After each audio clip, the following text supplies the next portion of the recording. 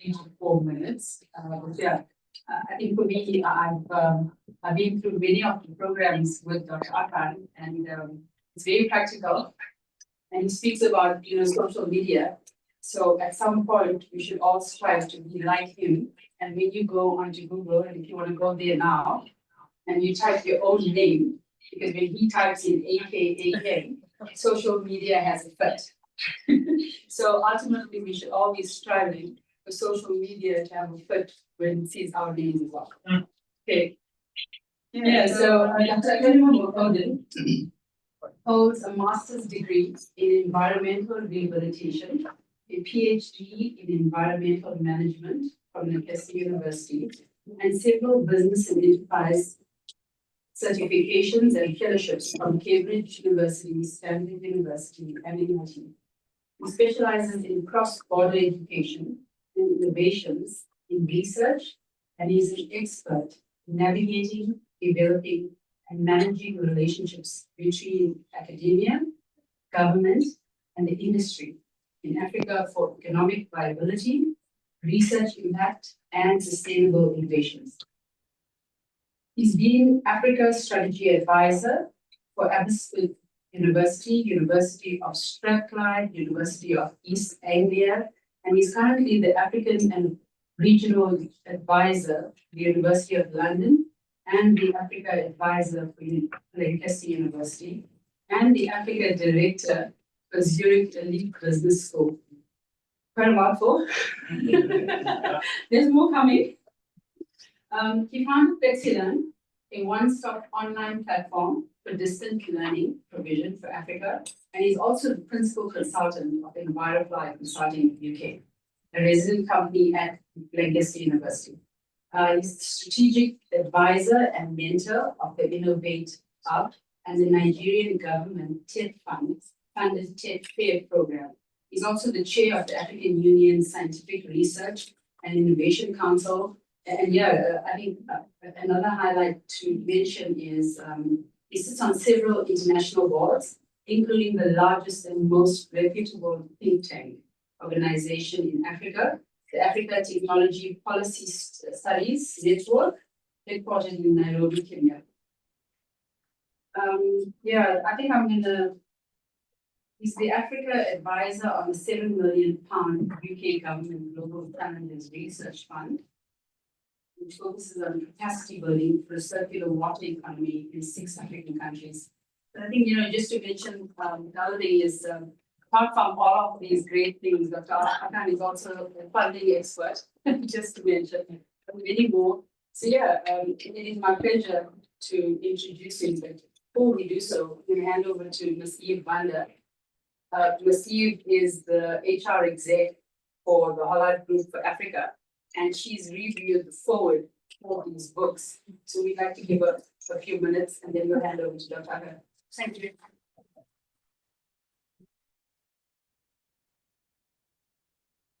Well, I have had the privilege of reading the books.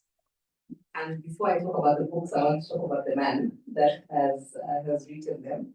So yes, the academia and all that stuff is somebody that I call my twin because we have same drive, same passion, things that we are concerned about. And he did the forward for mine, and I had to write something in his book. But let me talk about, there's one book that I really hold dear, which is The Career Code. Because in my world, in my field, where it's human resource, I think we talk about there are no resources out there.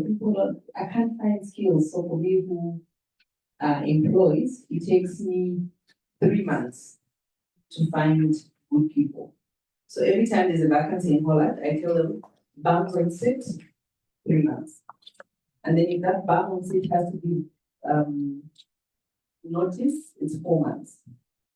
But then it's a quagmire because there's so many youths that are unemployed. So how is it taking me 3 months to find the right people? And most times we think it's academics and it's, oh, they have to be a luxury, you have to be this. But what I find is most youths don't know how to crack the career code.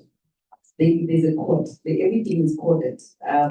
People think you just get into an interview and you crack it. So I would say if somebody wants their lives to change tremendously, the career code is a book to go to if you're in the market space. If you're just coming out of university, I forced my daughter to read the graduate code. I was like, you're going to read it and you're going to give me a summary about the graduate code. And she did it and she was like, I'm like, you've left something. There's something that I'm looking for because I knew where she should touch. So those are the things that are important. Now, I think most of us are looking at ourselves and thinking, "Yeah, I'm not a youth. Why you're talking youth that I'm much older, I'm already in the market space." I was talking to you today. I went back to my employers and was talking about my career because the career conversation doesn't end because you've got a job.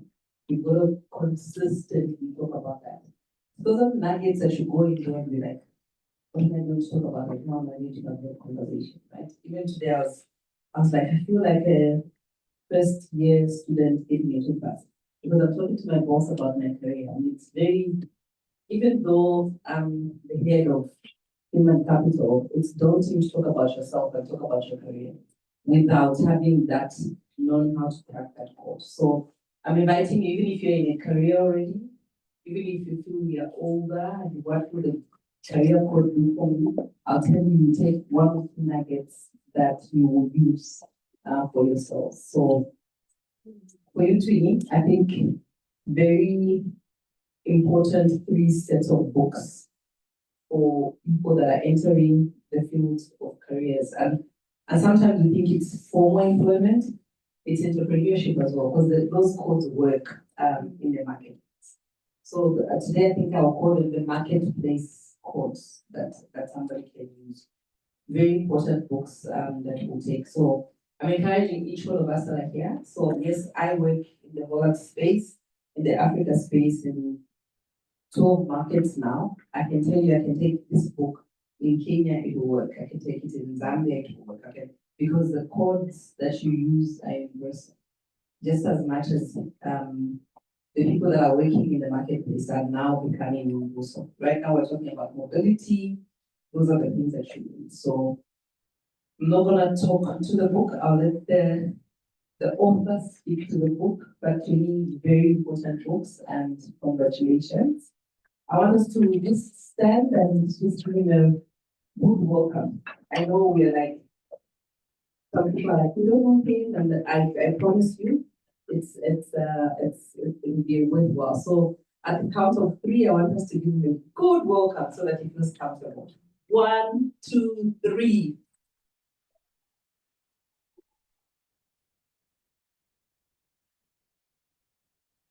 Thank you very much. Well, it's an absolute pleasure to be here today. And I want to thank a few people before I start. First and foremost, I want to thank the incredible team here at Empire Partners Foundation. They have been phenomenal. Luana, Mamba, and especially Nathan, who obviously, because it's away, couldn't be here. And let's say you have been phenomenal. These are incredible guys. I will talk about the connection because some people are wondering why are we doing a book launch at the Empire Partners Foundation? Don't worry, there's a connection. Everything happens for a reason.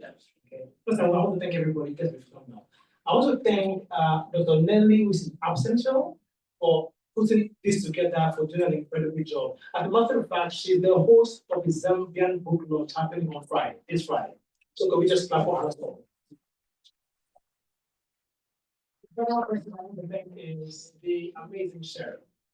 So Cheryl, I mean, I don't know how to start. So as a matter of fact, without her, this wouldn't happen. There's people ask me, so even to the point where someone's asking me, what's the venue of your book launch? And I have no idea. Even though I knew I had a book launch. Because for Sherry, on it, everything just flowed very nicely. So Cheryl, you're very phenomenal. Thank you very much. Can we come on? So I've got just 15 minutes. Oh yes. I want to also thank there's actually an online team, believe it or not. And on that team is my family. So my wife and my 2 kids are joining this book launch online as we speak. So can we flag them? We also have a list of friends, partners, and mentors who have worked with me for the last 7 years, and they're also online. So guys, God bless you real good. So good. So I've got a thing to speak. What I want to do is tell you a story, okay, to understand what this is about. 6 years ago, I happened to have flown into Nigeria, and I was to address a room of about 200 final year students of the university. I remember in that room, I taught them, I was like, so how many of you, the final year students about to graduate? So I said, how many of you in this room are doing a course you don't like? And over 95% of their hands went up. Then I said, okay, now you're in your final year, you're about to leave. So, okay, how many of you in this room have a sense of what you might want to do when you graduate? And out of a room of over 200 final year students of an African university, only 2 hands went up. They spent 4 years acquiring knowledge, expertise. Their parents are depending on them. That they're about to enter the market space to bring about capacity and to bring to fruition what they spent money and for the countless nights in university, under the candle lights, lack of internet, and 4 years, and only 2 people had a sense of what they were going to do when they graduate. I remember leaving that room thinking, we have a crisis that nobody seems to be speaking about. And in my case, when I think that way, I get angry. So I got so angry, I wrote a graduate code in 2 months. Okay? Now, that book is a practical book. I think you probably just have the interest there. It was the first book I wrote about 5 years ago. The graduate code is a practical book because it focuses on simple practical things you can do to kind of get a clarity of what your skill sets are. How can you integrate your knowledge base with what you have and move along towards a fruitful career? But guess what? Now the graduate code principles became excited. So universities in different African countries started adopting the book as a mandatory book for students. Then COVID hit. So when COVID hit, I had time on my hands. So I started converting the principles into online courses. Okay? This online course is now gold certified in the UK as a CPD course. And before you know it, people were taking the courses across different countries. So till date, we've probably had over 50,000 people go through the courses, young people. And you only need to read their commentary of the impact of those programs on LinkedIn or Facebook to understand what I mean. I'm going somewhere. Now, I thought that was it, but then something happened. Now, the parents of these kids, because the graduate course was written for university and college students. So when they read the book, either by chance or but just walking about, discovered that, wait a minute, actually, I don't know half or even over 80% of the stuff in this book. This book shouldn't just be for folks in universities and colleges. So I started getting harassed from different parents. Doc, this is not fair. So what do you think is not fair? Shouldn't we have a version for those who have already graduated, already working, but still confused? So I wrote the professional code. Now, I think that wasn't enough. Some parents started saying, wait a minute, we think university and college is too late in the process for kids to have a sense of their life and their career. But shouldn't there be a version for those in secondary school? And so I started doing an investigation and discovered that when you meet the average teacher and ask about the careers of those in secondary school, what they tend to say is, well, talk to the parents. And when you ask the parents about the careers of the kids in secondary school, what do they say? Talk to the teachers. So there seems to be a disconnect between the parents and the teachers.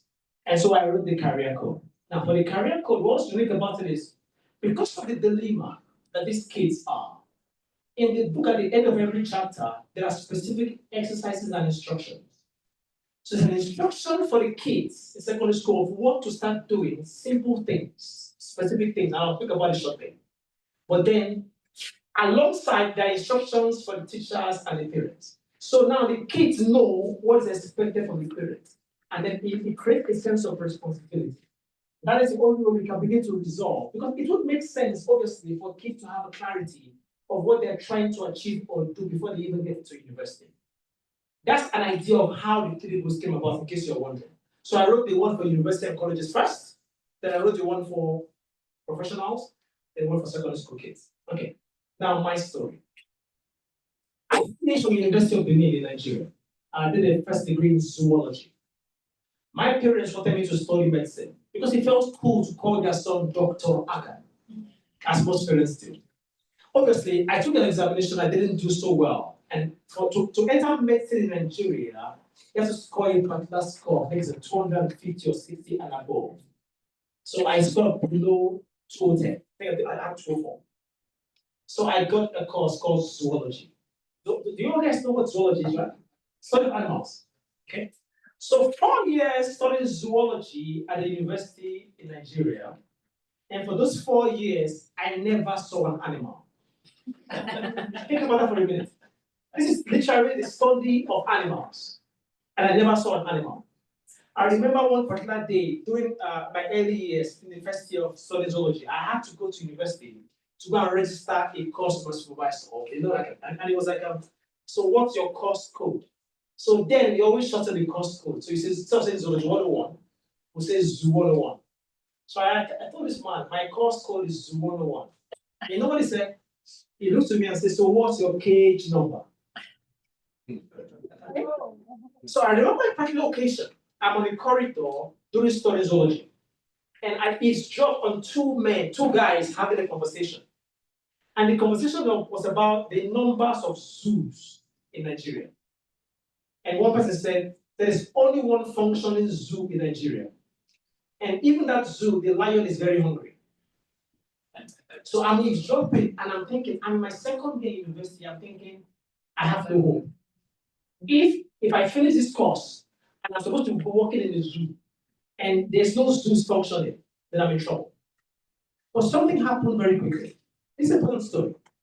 There used to be a lecturer in my department there. He's now the vice chancellor of the first private university in Nigeria. I'm Nigerian by education, I'm friends in Nigeria as a case study. So he drives to the department with nice cars. He always looks nice and well dressed. So I remember one day I'm thinking, it can't be all bad in zoology. If this guy is looking really good and presentable and is looking nice and successful. So I think I'm going to catch his attention. And how did I catch his attention?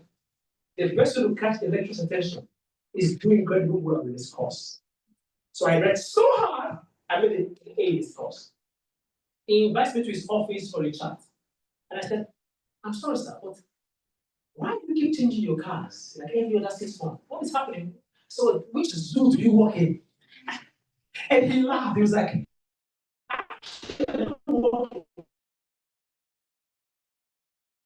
zoology department. I said, no. I'm a consultant to oil and gas companies. Now watch this. Studying the impacts of oil spills on soil organisms. I'm like, wait a minute. Nobody told me that I only have to work in the zoo, that I can do other things as a zoologist. That was where I picked up my interest in environmental management. So my master's degree was in environmental management, and my PhD was in environmental management and sustainability. Now, what's that telling you? There are many young people who study a course, okay, but have no clue what that course is supposed to be converted to.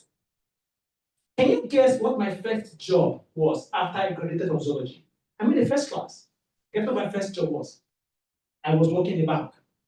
But I can assure you, the bank had no zoo. Okay? Because somebody came to the campus and did an aptitude test, which I scored very high. And so, through my transferable skills of research, analysis, strategy, I worked in the bank. Then, obviously, while working in the bank, as I was completing that initial job for a year, I got a full scholarship for my master's degree and obviously to my PhD. So, even the pathway for career is a crisis. Young people are just graduating and entering the job market was still clueless. Okay? Now, as an individual, I've traveled a lot because my job means I travel. Okay, that's the reason why my family is joining me online. So I've literally been in 5 countries in the last 3 weeks. Okay, going and impacting young lives about how you can really grab your career boom by its horns. Because at the end of the day, you are in charge. Now, let me speak about some specific practical things so you get a sense of how practical the book is. Okay? And everything is based on personal experiences and conversations and personal researches. I remember a professional friend of mine in the UK said he read the book, and as he's reading the book, he never found a single place in the book where I quoted somebody. You know, you read different books and they will tell you, according to this, according to that, all of these books comes from my personal experiences. So it's very practical. So I speak about stuff nobody thinks about, or maybe they do, but do not think about it. So I'll give a simple example. I'm confident, I'm conscious that there are students in the room and they're professionals. So I'm not going to make this talk a bit diverse. So you see the cover of the book. Let's talk about students for a minute. So either university or in colleges. Do you realize that the average student doing any course, say for example, you're studying chemistry, when you ask them, what is it you love doing? There is always something else that is not their course of study which they love. Okay? So, my friend, where's the guy who was here? The photographer. I was about to ask him what he studied. I am almost confident he didn't study photography at university. So, did you study photography at university? Did you see that? I'm not even asking, but I'm confident enough to ask him live in front of everybody. Okay? That's something you don't study at university. So you find kids who are studying chemistry, but they love fashion. They are studying, if you like, they're studying mathematics, but they love business. The trouble is, they finish studying what they're studying and never spend any time investing some resource or time in what they actually love. Okay? Now imagine if you also spend 3 years of university doing something about what you love. Wouldn't that be interesting? Just 2 weeks ago, I was in Nairobi. So I was going to go and deliver a training at Kenyatta University to staff and lecturers. So the Uber driver, a young guy, which I got on his Uber ride, as it's my custom, when I get into an Uber driver ride, I strike a conversation. So I'm like, young man, what's your name? His name is Jackson Bukala. He said, what did you study at university? He studied analytical chemistry. Yeah. So just in a joking form, I said, is there any connection between analytical chemistry and Uber driving? And he started laughing. Okay, now I was making a point. He tells me that while he was in university, he developed a passion for photography. So he made so much money between his second and third year of university that the money he made was what he used to buy his Uber car.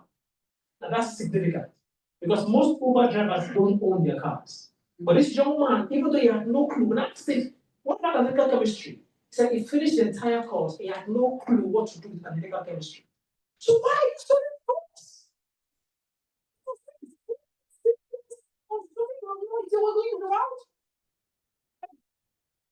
So, that's a young person. So now, a program or a principle in the book is a principle of matching your passion, your interest with your careers. The book teaches very carefully how to do that. Okay? Now, I'll give an example. Many young people, if you ask the average HR director, now Eve is here. If you ask most employers, what is the biggest issue they find with graduates? They will tell you work experience. Am I correct? Yeah, work experience. Because you finished 3 years, but you have no clue about work. Then I started doing an analysis. So, as is my custom, I did a personal experiment. I ring up about 10 kids in university and colleges. Say, can you do me a favor? They say, yes, well, what do you want? I said, okay, good. So do a small CV for yourself, then get your lecturer to do a reference letter for yourself, then do me a small activity. Now, the good thing about colleges and universities is the fact that they all have a collection of companies, SMEs, in and around them. The average African university have this in common. There's between 100 and in some cases 1,000 SMEs in and around campus. That's true. And I told this 10 kids, I said that, guys, walk into any of the SMEs and ask a simple question. And the question is this: sir, I'm a student on this campus doing my program in this college. Okay. And this is my CV. It's a small one, only 1 page. And this is my reference letter for my guardian and my teacher. Then ask the question: is it okay if I work for you for 3 or 2 hours a week and it's fine not to pay me? Can you guess how many of these kids got a job within the space of 1 week? Just by doing this simple activity? All of them. Now look at the cool thing about CVs. You never have to write how much you were paid in the CV. Okay?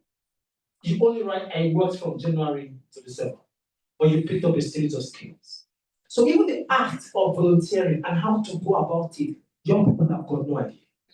Okay? That is well captured in the book. How do you do that? How do you intentionally think about what can I do and get it done? So now give an example.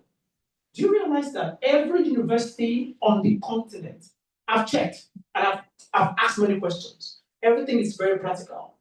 And so when I give instructions or exercises, both for young people and for adults, it's very practical. I'm coming to the adults in a minute, I'm wrapping up now. So I'll give you a simple example. Did you realize that the average person who graduates in the university is location dependent? So what do I mean?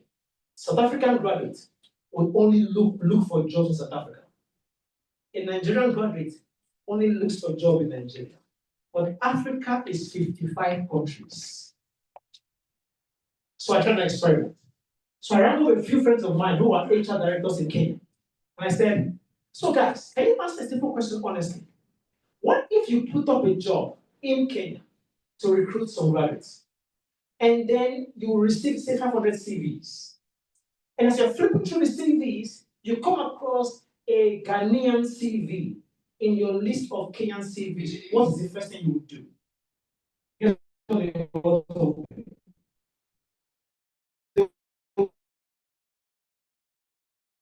The pile to the side. Because they are wondering now. So even your position is your differentiation. So how come you're in a bubble?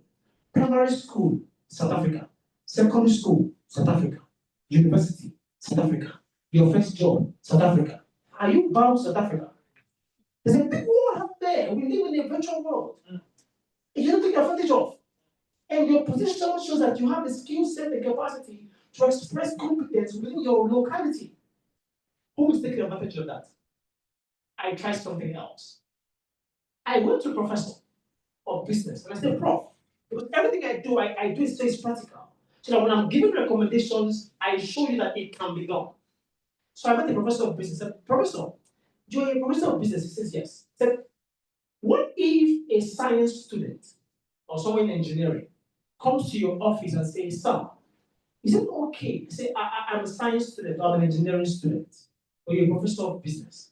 Is it okay if I come to your class just once in a while, just listen to your lecture? Because I love business, even though I'm in engineering. In fact, you won't even know I'm in the room, I'll just be at the back. Is it okay? Guess what the prof told me shocked me. The prof said, not only will it be okay, that will become his best student. I said, why, prof? And the prof said, because as far as he's concerned, that is the only student he's sure wants to be in his class. As far as he's concerned, everybody else are there because their parents said so, or because that's all they could find. For this young man who is supposed to be in engineering and has asked to come sit in his class, and for him, this is my best student. It means that you can love fashion and be doing a course in chemistry. And you can sit in fashion classes on campus. There is no rule or regulation that stops you. I've checked. But kids don't even know that. So this practical exercise is prescribed in the book. If you walk into any university, what do you see the most? You see posters on the wall, is it not? Because nobody organizes workshops and events at universities. Literally every other day is a workshop and a seminar. So I ask students, the next time you're going past a flyer, don't just go past and say, well, I'm a student, because you're focused on just a course of study.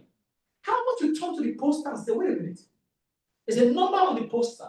Bring out your phone, read the number, and say the following. Hello, please, I saw this poster about an event happening in 3 weeks' time. Can I volunteer to be on the planning committee of this event? And at the end of the event, what do? You take your CV and you do what you write. I was part of the supersonic team that organized the international workshop and so forth. Very practical. Let's talk about adults for a minute. I've met too many professionals who have left university. So forget about now they're university students, but they're still confused. And a simple way to know is this. When I ask the average professional, would you still do your job if nobody was paying you? It's a trick question. They look at me and they go, I will never do this job if nobody was paying me. Guess what I discovered? The folks who say yes, I possibly will still do the job. This is an underlying premise why they say so. Is because they love their job. It's driven from a place of passion. That's why they will still do it, even if they don't be paid. So being paid for something you love is like an icing on the cake. Now, it doesn't make sense, therefore, to do something you would do even if you're not being paid, but now get paid for it. How to get a balance between what you do for work and what you love? People speak about purpose, and I hear people talk about purpose, and they keep saying, I want to find my purpose and find my purpose. And I'm wondering, purpose was never lost. What's the definition of purpose? Purpose is the reason for a thing. So purpose in some sense precedes you. Now, how do you know purpose?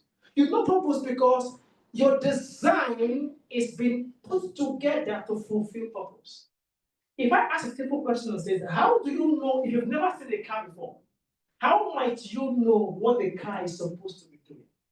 It's a series of questions. So first and foremost, this round thing under this thing seems to be carrying a lot of weight. If this thing is supposed to be stationary, a round tire is a wrong design. Does that make sense? So because it's round shows there's some sense of motion with this thing. You've asked the first question, you've answered it. Then you open the car, and what do you see? A speedometer. A speedometer makes no sense for something supposed to be stationary. What are you doing? Through a series of specific questions, you can begin to define what you have, what you know, who you are, where you are, who you know. Trust me, these 5 dimensions are vital towards knowing what you're supposed to be doing to create a balance. I've met people who have worked for 10 years of their life and they are making a lot of money, but they're never happy. How can you create a balance? It's called in the book Career Equilibrium. Between what you do for a job and what you do because you absolutely love it. What makes you happy when you wake up in the morning? There are most folks who actually know what they love doing, but they're in a job just because it pays the bills. And each time they see somebody doing what they love, they go, oh, how I wish I can. How I wish I can. I'm sure I can do better. You've been doing how I wish for the last 5 years. This book gets you out of your seat and gives you specific, simple instructions through a process that begins to get you to do what you actually love. So, ladies and gentlemen, I want to thank everybody for coming here today. And it's an absolute pleasure. At some point, I'm sure there will be Q&A, which I'll be happy to answer. This book takes you from the cradle, from secondary school, way up to a full functioning professional who is still confused or unsure how to maximize the capacity towards efficiency and effectiveness. Thank you very much. Thank you so much for the invite. I'd now like to open the floor for some questions. Just feel free to raise your hand, and then we'll come on over and let you guys ask your questions. Who would like to go first? Such an insightful and interesting topic, you can't have no questions. Wonderful. Okay, so firstly, I want to say, I actually can't believe I'm here because my friend said she dragged me along and said, you're going to come, but I didn't know what it was for. And then we were late and she was upset with me, so anyway.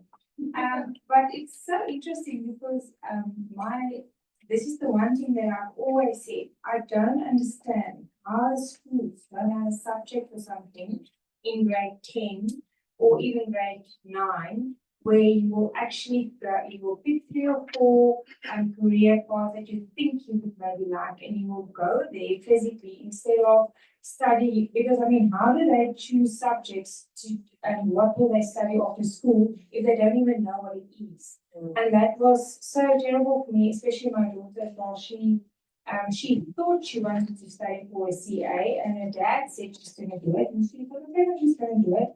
And she tried, and she hated it. And now she said, no, but she's not going to. She's going to continue. She's going to do it, but she cannot stand it. Now 4 years later, and she's starting all over again because she realized that's not what she wants to do, and it's terrible. So I think this is absolutely amazing. And yeah, it's very interesting. I'm glad I'm here. Thank you very much. I think Dr. I'll maybe start with the first question. How do you, or from your research, how do you balance parents' desires? Because I think that's a very big challenge, especially choosing your career path or your professional path. How do you balance the person who's paying for your studies with your passion and then trying to merge those two, and how do you reach the parents to say, I'm passionate about this and I can make money from it? That's a great question. Okay. So I cover this question in 2 of the books because it's important. So because you can imagine that there are parents with kids who are a bit younger, so at secondary school age. But there are also parents with kids who are in university or colleges. So they have a bit more responsibility and say. But the say is diminished because at the end of the day, the parent is still paying. Okay, so that's okay.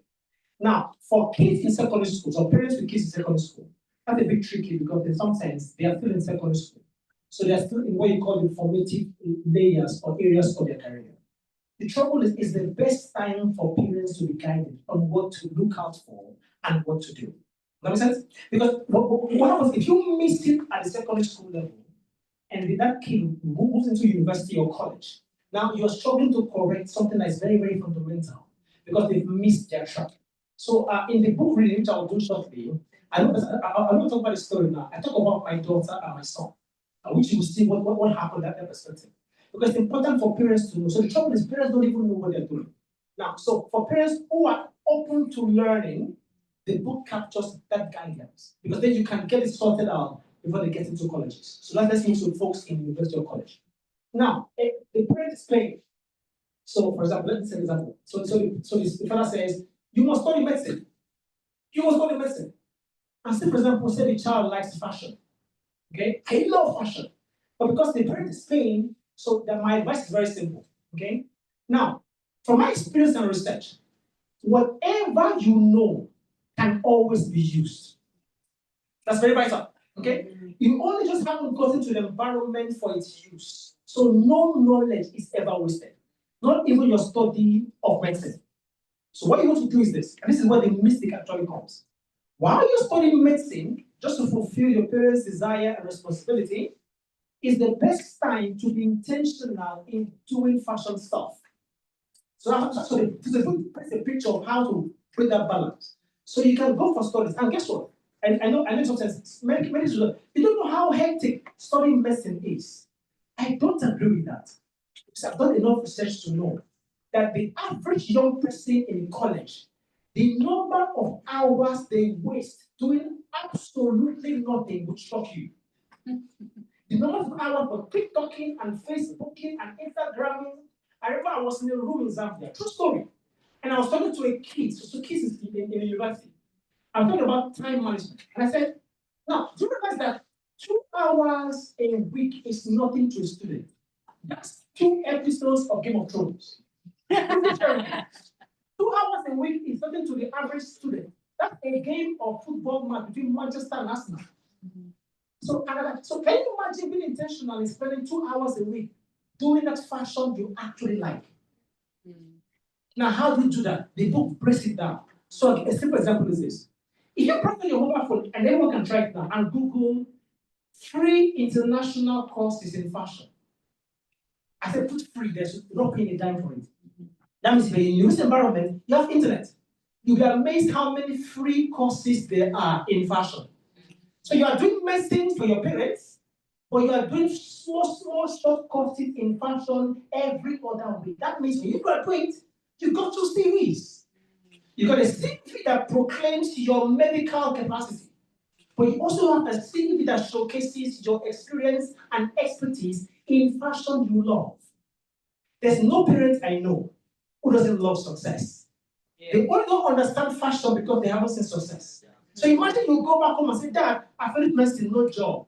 I just got a contract to produce a series of gowns for this particular company in fashion. I can't imagine any parent would go, don't take the contract. Does that make sense? Okay, so that's been intentional. So even that this question is captured strategically on how to resolve that within the book. That goes to a place of intentionality. Which is this why my experience shows the biggest issue is young people never express what they love. You don't have to be fantastic at it, but just do it. The reason is very simple, and I print a picture using 2 books. Whatever it is, and I print this Bible, whatever it is you do because you are paid, okay?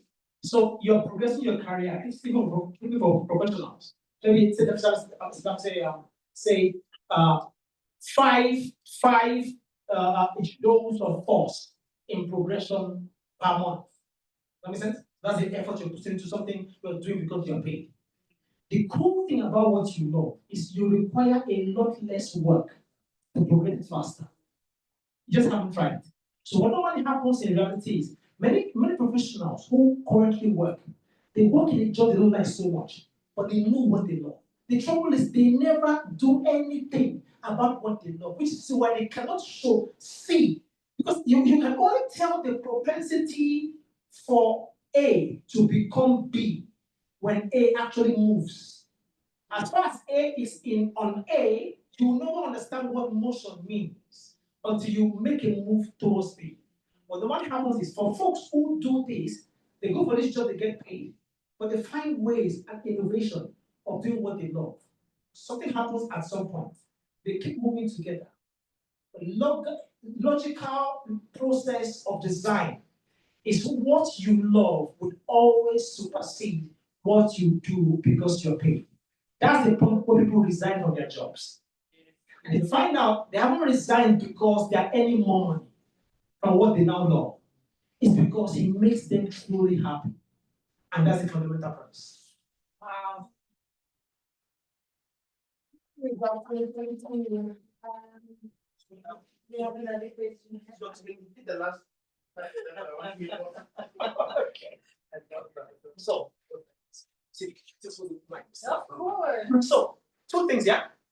So, for example, you do this because you're paid, but you know what you love. So, let's say, for example, you're a banker, but you love working with kids. Okay? So, you go to bank, it's a very hectic job, back and forth. You are growing in your career, but you haven't found a way of working with kids because you always don't have an excuse. Oh, I wish to, I want to. But you've moved. So 5 years. So now what it means is each time you look at this passion of yours, you get even more sad because you're wondering, now time has gone, how do I even start? So my proposal in the book is go do some banking work. Spend 8 hours if you have to because it pays the bills. But every weekend, 1 hour, 30 minutes a week, look for a group who do community projects with you kids. It's just investing a little resource in what you love. Once in a while, go online, look for a course in youth development and take it. You are also growing this thing you love. Once in a while, look for a youth project and volunteer for it. You are growing it. Something happens very quickly. You're a banker. That means I'm hoping you get paid well. The next thing you start doing is start investing a bit more resource and money into what you actually love. And guess what? At some point, there's a balance on both ways. Now you're in control. So I can say, okay, wait a minute. Okay, I want to keep working as a bank or just to fund what I love. But now you're doing it well. You're not hoping or thinking you are because you've come to the place of what I call career equilibrium. Wow, thank you so much, Doctor. I think a really key message that I'm taking out of this, and then it also comes down to personal accountability. That's absolutely correct. So how would you encourage, because I think a lot of times a lot of us shy away from personal accountability because we might feel shame, we might feel disappointment in ourselves for not achieving or pursuing our passion. That's true. So how do you take that first step towards taking accountability and pursuing your passion? And I think especially in the professional space, there's a lot more flexibility when you're in high school, when you're in university, you feel a lot more free, but now once you have a job, once you have responsibilities, How do you then address that accountability without shame to take that step forward? So there are different layers to this, and I cover it in the book. The first layer is this. There is nothing as powerful as being responsible for somebody. Okay? So I'm a Christian, so I can give an example in the Bible. So Jesus speaks about the parable of 10 talents, of talents. So to start, he gave a guy 5 talents, yeah? Then he gave somebody 2 talents and gave somebody 1 talent. When he came back, the guy who had 5 talents did some work with it and got 5 more talents. The guy who had 2 talents did some work with it and got 2 more talents. The guy who had 1 talent did something strange. He went and buried the talent. So Jesus was like, so the master was like, wait a minute, you're wicked. So if you don't trade with the talent I gave you, put it in the bank. At least so I can get some interest. So what I was saying was that there are many ways of investing what you love in somebody else because you are a functioning professional. So there will be a young person that is in the space of what you love. Okay? Simply giving them advice to progress what they love is a powerful tool of responsibility. Because it means that you're not currently doing it, but you've invested in a bank that will grow some interest. That feels amazing. So you can say, even though I'm not doing it, I am invested in somebody who is doing it. The feeling is equally the same. The reason why I do what I do is not only do I just train young people, it's even more fulfilling to see young people become mentors doing what I'm doing. Because it makes my life easy. It's a level of, in the book I call it what you call replication. It's under the D pathway. So the D is D for discovery, E for empowerment, the second E for enhancement, then the final D is distribution. It's when you're now replicating what you have through other people. It's the ultimate basis of a fulfilled career. And you can see what you're doing with others. So first and foremost, as simple as possible, quietly because of the shame or you're being shy or whatever it is, look for somebody you can mentor, no matter how small. That's level 1. Now level 2. Level 2, I always tell people, don't start in the obvious. Don't say, well, I love this thing. I'm going to set up a company and start doing it. No, you have a full-time job and it pays the bills. So if you quit your job, you're going to be in trouble. So my advice is balance. Start, for example, by joining a club of people who do what you love. It's that simple. Because the important thing is to be in the space of what you love. It's what sparks the growth. And then you begin to grow some confidence. As simple as look for somebody who is doing it online and follow them. It can be that simple. You're in the background. This person doing what you want to do. Follow them. They do a post, you comment. You are in the space of what you love. That's how you begin to build some sense of confidence towards that project. Thank you so much. Oh, we have a question. Let's start here. Yes, sir. So my question is, so I work in the creative space. So I do photography, videography, video editing, graphic design, 3D renders, and much more stuff in the creative space. Okay. So I remember having a discussion earlier this week saying that his point of view was focus on one thing so you get better at that instead of focusing on many things. My point of view is try to focus on more things so you have more reach. So my question is, do you think it's better to focus on one thing or focus on multiple facets to get better at different skills? It's a good question. Maybe we'll take some other questions so I can do both at the same time. Let's do that. Mine is not much of a question, Okay, but I will pose a question at the end. that's fine. Because I'm one of those, in the professional space, my story. Yes. But just for the benefit of some other people that are here, I mean, I was in the university system for all my life since I was 19. I became a full professor at the university. And when he was talking about many people that leave their jobs, they didn't leave because they get paid more. I could resonate with that, but they're happier because they're doing what they love and enjoy doing. That was me. And I thought at that point that, okay, I'm here, then what next? The sense of fulfillment and happiness and the urge to want to do other things. But then the issue is how do you balance not being in trouble because the bills get paid? at the end of the day. So when you are there doing your work, it's the vice chancellor's business that you get paid at the end of the month. You don't need to worry about that. I got there, but now you have to figure it all out. So the question is for those that realize much later in life that I think I was enjoying my job. I still do my research as in different ways, but there are other things that I would really love to do on my own terms, like being here this evening, that would be difficult as a full-time professor in university for many reasons. How do we make that balance? Because I realized when I left that many people are actually trapped in the university system as PhD holders, and some actually left when I made my move, and they told me, you gave us courage. That you've been thinking for 5 years how to make that move. So people are not necessarily there because they're enjoying it. Because most people, I mean, in my generation, people will go to university because we love teaching, they love exam. But much later, it's because people needed jobs. Yeah. So they got there, it's just difficult for them to progress or to enjoy the work they're doing, and they feel trapped. How do we put this across? That you are, so, and the second one is the aspect of high school people, because I'm passionate about communities and children and women. How do we give parents this information?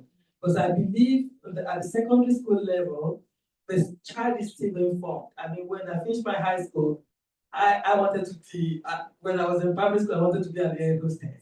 Because I love my children there who said, and then as I was growing, my mom thought, you'll be a good teacher. And she wanted me to go to teachers college. So the parents don't know. They don't even know that they're damaging the children by saying you must do this, you must do that. How do we put those across and help our children so that they don't go through aspects? I'll come back to both of you after. Let me quickly answer this. Okay, yeah, we'll get back. Thank you very much. So I'll put it this way. I'll start with yours. I'll come back to you. Okay. So I go to a university, I'll mention the name, yeah? And I'm speaking with the vice chancellor. So I've gone to meet the vice chancellor of the university to tell him about my program, to make it available to all the students and the books. So I'm speaking to him, he's getting impressed. I think he's getting impressed. At some point, I noticed his countenance changes. So I'm thinking in my head, as someone go to go and make a proposal, I'm wondering, am I getting this speech wrong? Because I can feel he's getting disconnected, and I couldn't pinpoint why. Because he began with getting excited, then at some point he just didn't go low.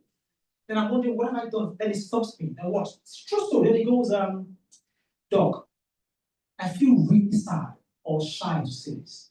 So what do you mean, Prof? He's a vice chancellor of a top university. Then he says, I know you came here to talk about this program for students. And I'll be honest with you, I want the program too. Said, I have no business in academia. I have no idea what I'm doing in the university. So now I'm literally wondering what's going on. So to give context, to become a vice chancellor, you literally go from lecturer to lecturer 1, to assistant, to lecturer 3, to senior lecturer, to associate, to reader. It's a long time. This is like 35 to 40 years to become the lead. And even at that, you are so unhappy. So now I'm wondering, if you are confused, then I feel so sorry for students in this university. So what's my point? My point is the fact that I've come to discover there's never a late time to make a change. I've come to discover, and there's too many testimonies, sharing notes, of people who have taken that book, by God's grace, of taking the courses. So then go, my goodness, I didn't know if I could make the change. It's never too late. That's the first principle. Okay. Number 2. So what you are speaking about, and it's actually a balance people struggle with. And I balance it in the book and how to create the balance. So I'll put it this way. When you do a job that you do because you are paid, what it does is it pays your bills. But what you lack in there is joy and happiness. Make sense? Now, then you have a passion of yours. You do because you are passionate about it. But there's something else it lacks in most cases. There is no money coming from it. Does that make sense? So now you have to tussle between something you don't like so much but pays, Something you love but doesn't pay. How do you transition? So this is where Kala equilibrium becomes vital. Okay? The trick is not to leave one or the other. The trick is to do both concurrently, systematically in the early stage. Because what normally happens is, then what happens is you begin to see opportunities in your passion that you never saw using your skill set from your work you get paid for. That's what normally happens. Okay? At that point, so even having a passion, there's a special process or techniques of commercializing your passion, which people don't realize. So because you get so passionate about what you love, it's a hobby, it's an interest. But you don't think about simple things like, how do I find money to grow my passion?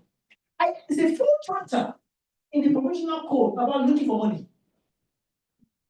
There's too much money in this world for anyone to grow. I'll give you a simple example. Watch this. How many of us in this room want money? Can you raise your hand? Yes. So guys, watch this. I'm please. I think I've got 2 hands up. Now watch. How many of us in this room can confidently tell me right now the 2, or I'll be nice, top 3 international organizations that give funding in your field? If you can tell me 3 now, I'll give you a signed copy of that book, no cost. Please repeat the question. So the first question is, how many of us want money? Everybody's hands goes up. Second question is, how many of us in this room know the top 3 or top 5 bodies, organizations that give funding in our field? If anybody here can mention the top 3 or 4 who give money in their field, you have a free signed copy. Does it have to be verified? Yes, I don't just calling names. I mean, I really want to buzz. You know the thing, not them. Doctor, just to understand, when you say top 3 in the field, you mean my field? Yes, in the field. Yeah. You know. Yeah. I believe you. You have a copy of the book. Yeah. Sure. Okay, now I'll make a point. So I'll make a point. Seriously.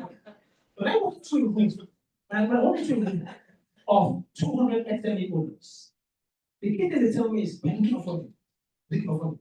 When I ask them this question, if I find 2 or 3 hands who know the top 3 funds or institutions that give funding, I will be impressed. So now I ask the question, how can you be looking for money and don't even know who gives money? That makes no sense. That's how practically you have to get.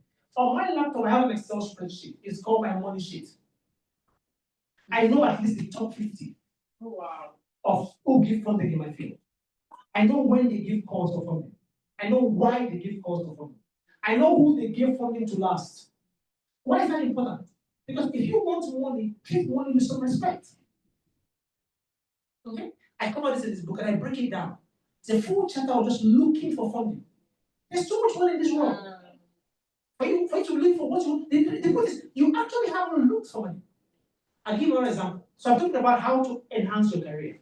How many of us in this room have a CV? Show hands. Put your hands down. Now, from my estimate and research, the average person who has worked at least for 2-3 years, would have a 3 or 4 page CV. If you can back me up. Okay? If you work for like 5 years and above, your CV now comes to like 6-7 pages. Because when you write all your experiences, all the workshops you've been to, all your seminars, it increases. But guess what? Now watch. How many of us in this room have a LinkedIn account? You better do. Or else with the permission, the power invested on me, you will excuse us. So I'm hoping everybody here has a LinkedIn account. Now watch. How many of us in this room have a LinkedIn account with a profile of up to 2 pages? Up to 2 pages, your LinkedIn profile. You see what I mean? So your profile on your laptop, which nobody sees, is 3 pages. But your profile on the biggest professional network in the world is half a page. And you tell me there's a witch pushing you in the village. Which witch? That's why I'm not your student. No, you are the architect of your failure. Just in November last year, true story. So I did a tour of 4 countries, training senior executives in government on funding. So at some point, and I did something, and I'm hoping I can do it today.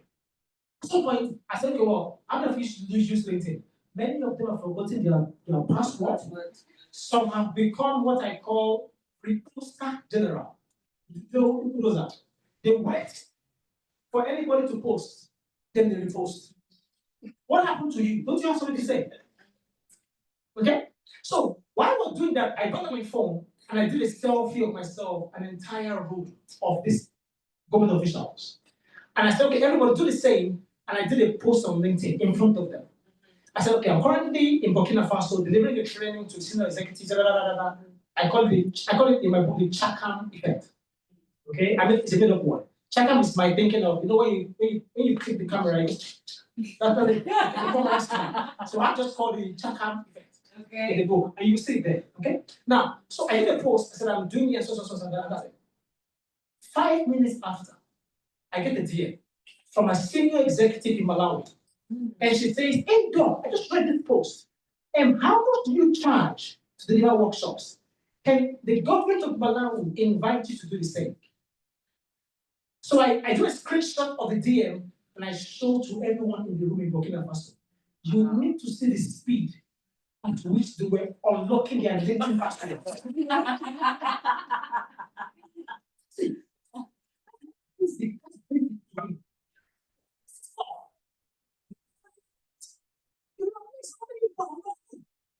you go on Facebook, somebody adds you, James adds you, add, request for add, you add, Jeremiah, you add, Sherlyn, you add, criminal, you add. You are interested in just increasing the number of your ads. If I ask you, how many career enhancers who will better your life are in your friends on your list? People have no clue. Because it's a very busy and noisy world, which is where people get lost. You are TikToking, you are following this celebrity and following his shoe, but you can't even afford it. It's a very noisy world. So what the book does is it brings you to level to ground zero and tell you about the basics. Everything I've proclaimed in that book I have done. This is why it reads like a biopic. You see me talk about this story, this is how the book is written. So it's a readable, easy book to read. We just give examples of simple cases.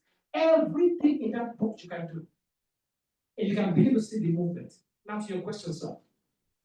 Now, the average person will have more than 2 things they love. Some know it, some don't. For those who don't know what they love, I tell them it's the law of experimentation. You can only know what you love by trying something out. That's how you can engage. So it doesn't matter what it is. And the cool thing about universities and colleges and secondary schools is the best place to experiment. Most parents know or have a sense of what their kids like. How do you know? I say it in the book. Which show is that 4-year-old watching the most? That's one particular TV show that you have to beg him or her to come and eat while they're watching it. There's something happening to that child which even the child doesn't know. It's called deep calling to the deep. Okay? There's something in their design that feels comfortable here. That's why they're watching it a lot. And I tell a story in the book about my son. At the age of 3, when I asked him, what do you want to become? Say, I want to be a train driver. Can you guess why? They were watching this TV show, The Tank Engine. Thomas the Tank Engine. He was watching towards the tank engine. And I'm trying to wondering how the engine moves, how the conversation. But guess what? He's grown up to be a man who loves science. Right now. I remember at that time, he would read the Encyclopedia of Science. I think it's called, this particular one, we talk about different facts and figures and chemical reaction. It's what he reads. That's the word. This is one of the best books. Just going on. So you can tell it's framing towards the sciences by design. That is the best time for parents to begin to watch these dimensions and guide them accordingly. That's the process. So now, if you don't know what you like, experiment in how you know. If you know what you like, do something about it. And your own problem is, what if you have 4 or 5 things? Do you do one or do all? I'll answer it this way. I'll answer the question. If I give you $1 million to say, hey, bro, you have 4 things you love, but I'm only giving you $1 million, but you must only do 1 thing out of the 4. What do you think you would do? Very important. Fantastic. So in some sense, I call it the money trigger in the book. Because there is resources to make you explore something massively. Somehow your mind realigns and puts you in focus into what's priority. It happens all the time. So you have a focus. Now, if you're able to respond to that question, that thing is to be your number 1 priority. Initially, when you're beginning this, you can't do everything together. There needs to be a leading thing that keeps your passion alive. Because there might be different resources for different things. So focus is vital towards growth. What then happens is, because you are growing in Make I this go work bring in the law, what then happens is you now have an Make I go opportunity bring to begin to drag Make I other go bring things tray. you love I through dey the come. propensity of that thing that is leading. At some point, you can comfortably do 4 things at the same time. What drives it is time management, resources, environment, and demand. And that's the proposal. Make sense? Thank you so much, Doctor. So I think I'm going to steal the last question. Okay. And I think, very valuable insight that you're giving us. And it obviously puts a lot of onus on us, the individual, which I think is very important.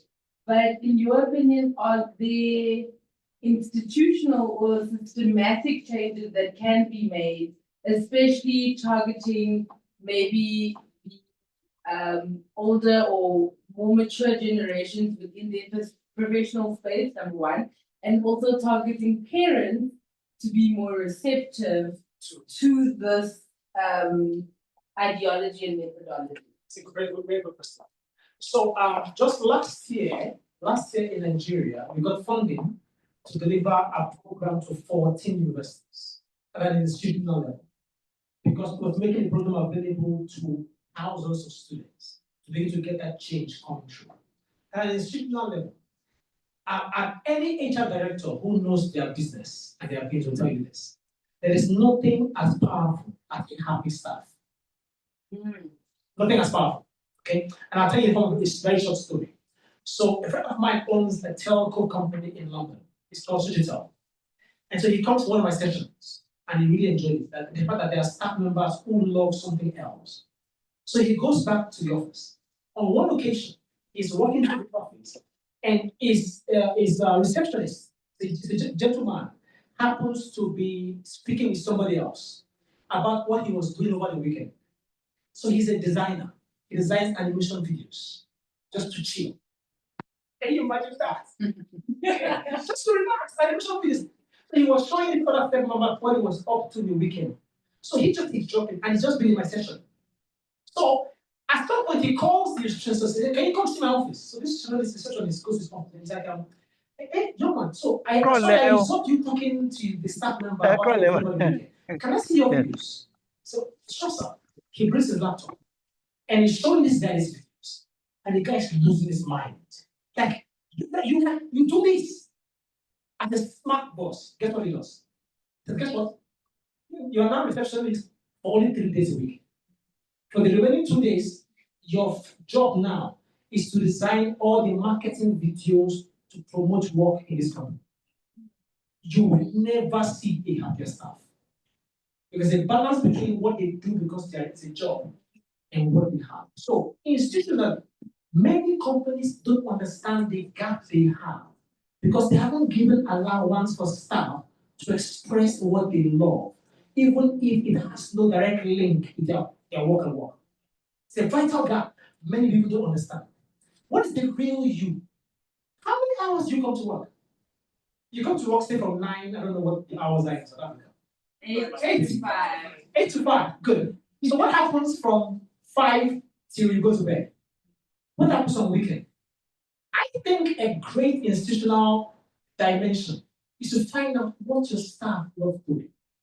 So for example, if you knew all your staff love the Premier League, are a lot, like they follow different teams. What might you do differently to increase their capacity and their passion? You know, there's a match happening between Arsenal and Manchester.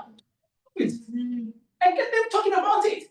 That's the balance which I show in the book. So at the institutional level, there's a massive gap on field because companies are not tapping into the full staff because they are focused on what they're doing now. But guess what? If they're happy, they will do more. You just haven't figured it out. That's level one. Level two, at a government level. Many governments have to support education at primary and secondary school. But it's the same process. It's moving from one level to the other, but it's very disconnected. So I give a simple example. I was in Zambia and I was asking a room about 200 teachers and school owners. And I said, secondary school anyway. Now, how many of you have any link with the university? And the teacher was wondering, why was I asking me? Because it didn't make any sense. Why would I have a link to the university and a secondary school? So now I'm thinking, wait a minute. So secondary school produce graduates to enter university for those people in university. And university produce graduates to go to industry for those people in industry. And you wonder why Africa is a mess. So the idea is for schools to get the programs and get the books because actually it can be delivered to anybody. It's a generic book. Doesn't matter who you are, doesn't matter your area of specialty, it's a guidebook, it's a practical book of simple things to begin to do to move yourself from one point to the other. Thank you so much. Okay, everybody, so just before we have the doctor read an excerpt from his book, I have a challenge for everybody. Everybody get out your cell phone.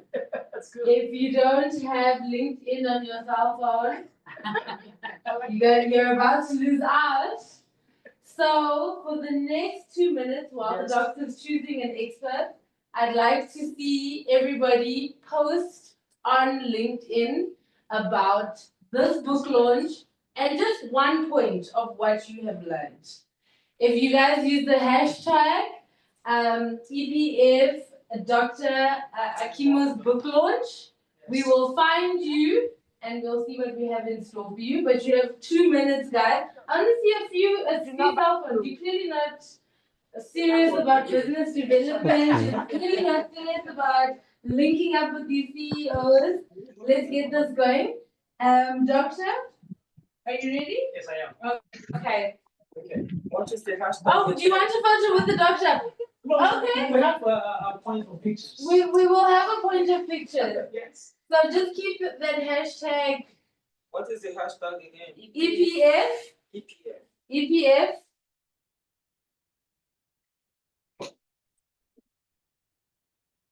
Doctor, Dr. Akanimo, hold on. book launch.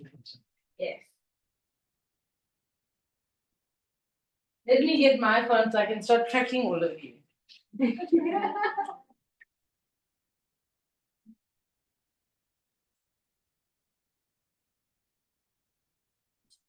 Sorry, Dr.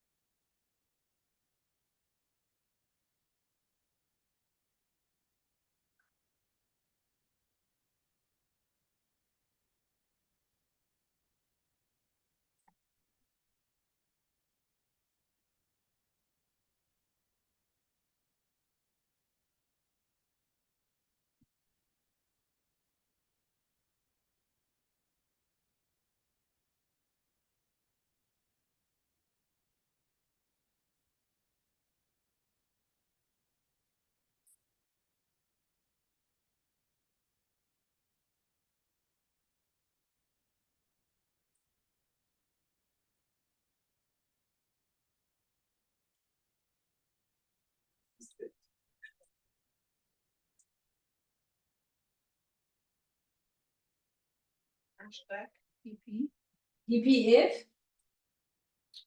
caps or smalls. It doesn't matter. So it'll pick up the same when you're looking for your. So EPF Dr. Kanimo book launch. I know it's a long one, but it makes you guys very easy to find. Exactly. One hashtag. Just one Just one hashtag. hashtag. Okay, so I have one result so far.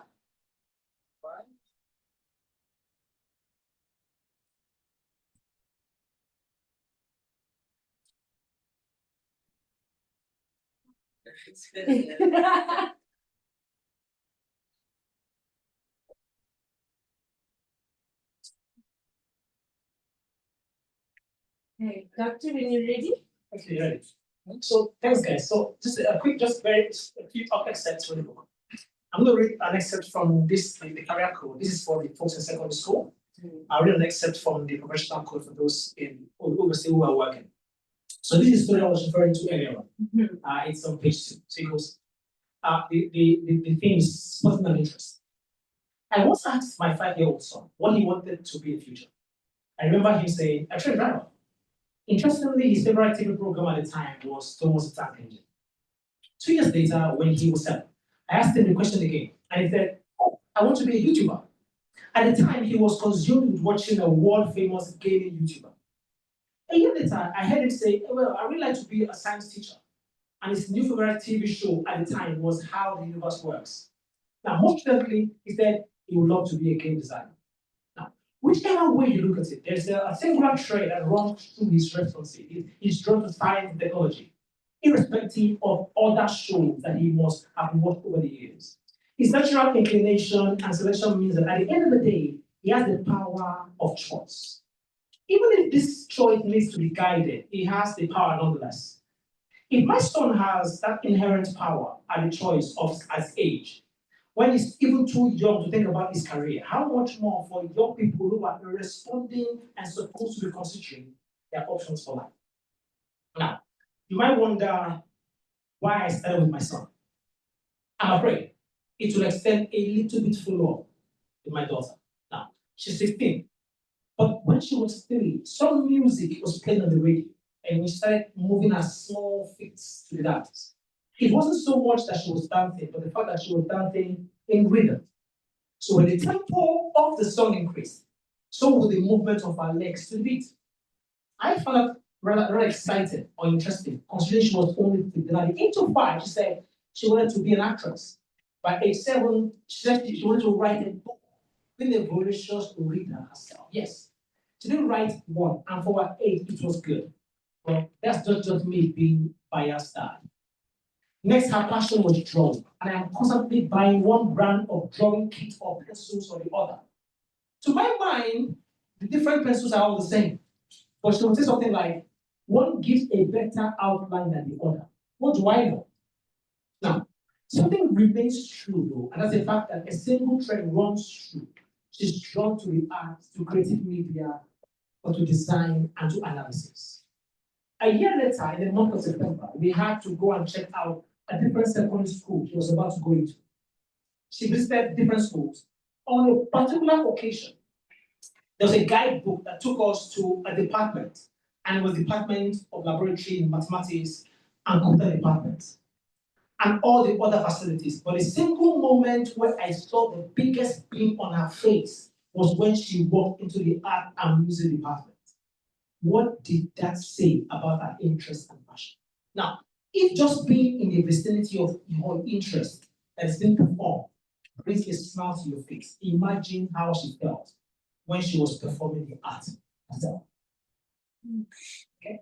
So if you just roll down, you see it comes to the point where at the end of every chapter, I give specific guidelines. So for example, what the child should do with age prescription. Use Google or other search engines and do the following. It's very precise. Prepare a list of 5 problems and the products and services currently available to solve them. And that requires you to have a chat with your parents to say, okay, well, in this my interest, what are the 5 problems in society and who is solving them? You can amazed what kids can do today. What is that exercise doing? It's getting you aligned problem and solutions. Because at the end of the day, all careers are based on providing solutions to people.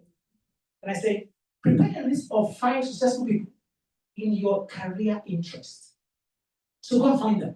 Who are they? What have they done? So this is how precise the book is. Then I go down.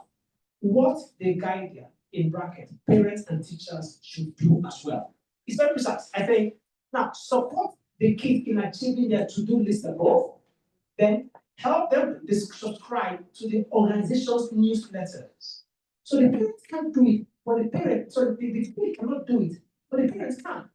So I'm saying any potential company you think your child can work in from their course of study, just subscribe to the newsletter online. It's as simple as that. Because it's impossible to get access to newsletters about a company that you don't know what they do, what they require. It's keeping you in those spaces.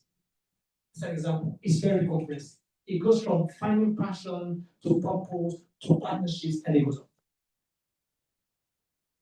So, professional code. So I want to open to page 207. It's my favorite chapter. Speaking about career equilibrium. So I asked the question, what is career equilibrium? When you hear the term equilibrium, what comes to mind? Well, I check the dictionary, and it simply says the state of balance. When you hear balance, it alludes to the fact that it was previously in some sort of disarray, doesn't it? Okay, now while that seems self-explanatory, it doesn't really capture what I wanted to expound on in this chapter. So I decided to check its definition. Now, which I found, I'm not a chemist in the slightest sense, even though I took chemistry in my GCSEs. But I do understand the basics that still will be the case and will be okay for the purpose of explanation. Within the chemical context, equilibrium simply refers to the state in which the reactants, so the substances involved in the chemical reaction which you are adding together, and products, so the substances that are produced after a chemical reaction, okay, do not change because the rate of forward reaction is equal to the rate of the reverse reaction. That's the definition of the chemical equilibrium.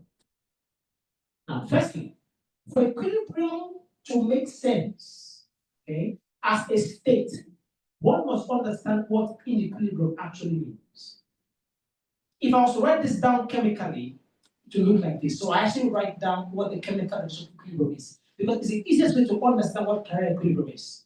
Now relax, I'll break it down. It basically means that the reactants on the left equals the products, and the products on the right equals the reactants. Make sense? It's a simple example of a state of equilibrium. Then I go on.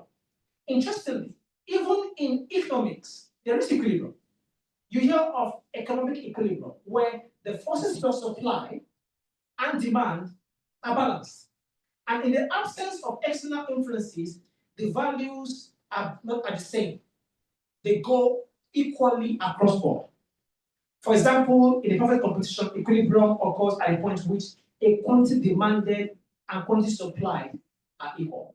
I want to move somewhere now. So I say,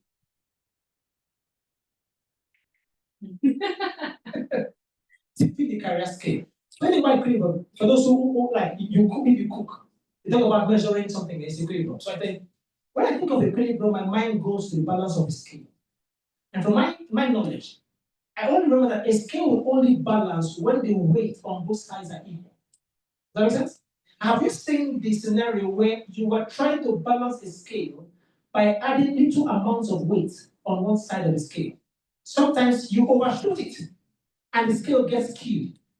So you have to keep adding when it's required for the balance to occur.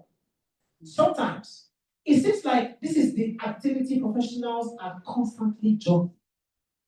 How much salt should I add the right side of my passion and happiness on the scale so it matches the left side of my work and wages? That's the balance.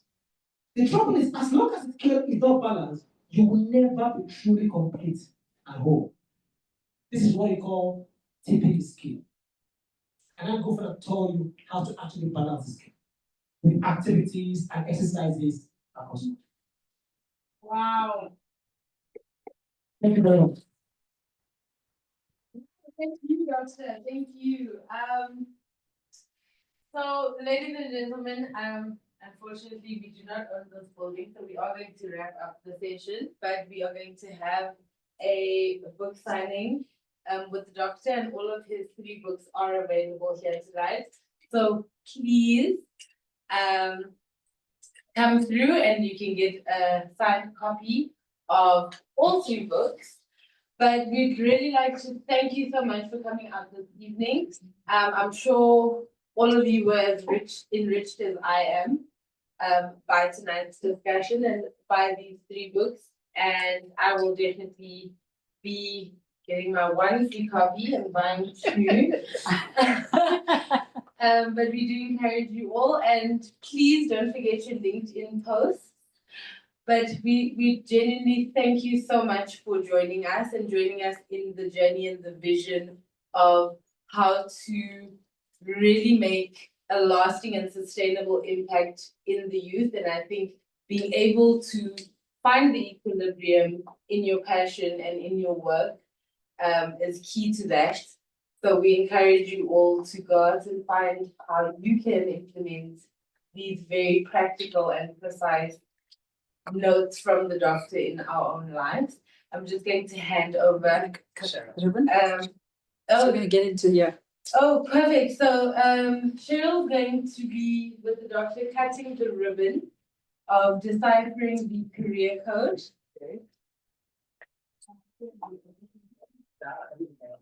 So I'm supposed to cut the ribbon, yeah. Doctor, if you just move them a little bit more. Yeah. Just moving a little bit more to your right. Out? No, like More in. Okay, so closer. More closer. in. Okay, close. Yeah, Okay, yeah. okay, ready.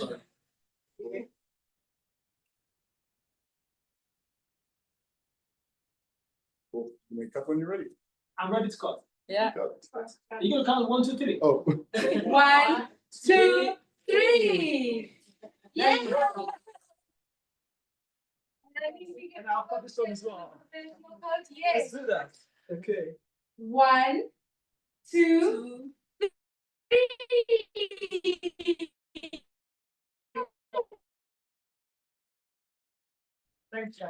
3. Please help yourself before you leave. And thank you so much for joining. Thank you so much. Let's go the books. No. Can I go through? Yeah,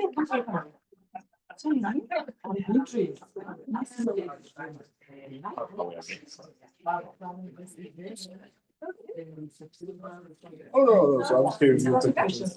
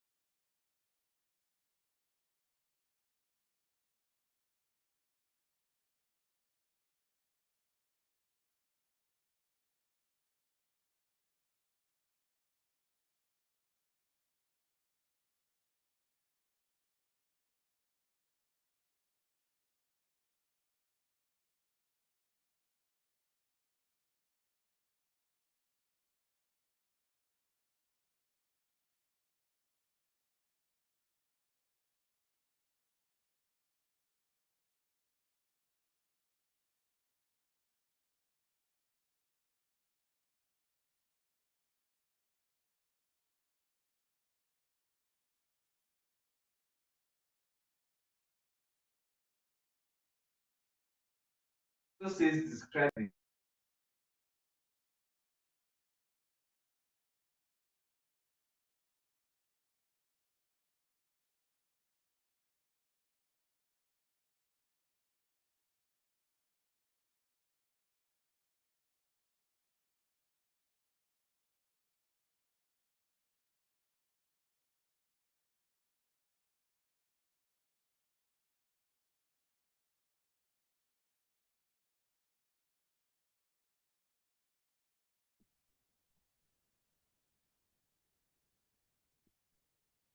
I'm typing. Hey, Osanu. I'm typing. Wait.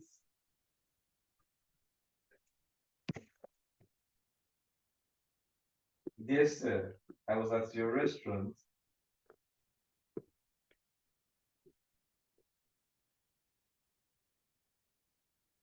2 hours ago.